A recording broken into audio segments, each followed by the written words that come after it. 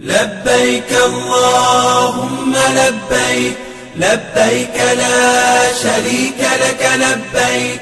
Assalamu alaikum wa rahmatullahi ta'ala wa barakatuhu. Tsira da amincin Allah su ƙara tabbata ga shugaban halitta Annabi Muhammadu sallallahu alaihi wasallam. Godiya ta tabbata ga Allah subhanahu wa ta'ala wanda ya nufa muka ƙara zagayowa wannan shekara ta 1446 hijirar Annabi Muhammadu sallallahu alaihi wasallam.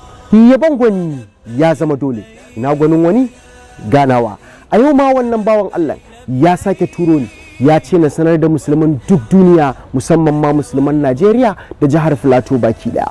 Ya ce na sanar da ku a wannan wata mai albarka, watan babbar sallar lahiya, mu taimaki gajiyayyu, mu taimaki marasa ƙarfi, mu ciyar da abinci, mu shayar da ruwa, mu ba wa 'yan uwanmu ko daidai da ƙwaye tsoka ce ƙwalli ɗaya domin sakawa a bakin salati. Mai akwai ya ba mu wanda ba shi da shi domin samun yardar Allah.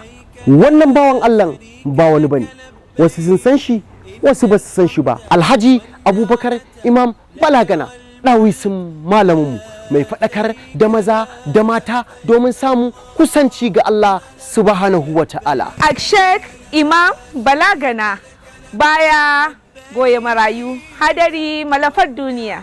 Sheikh Imam Balagana malamai magadan annabawa. Alhaji Imam Balagana ya ce in sanar da ku yana yi wa ɗaukacin musulman duk duniya, musamman ma musulmin Najeriya, barka da sallah. لبيك اللهم لبيك لبيك لا شريك لك لبيك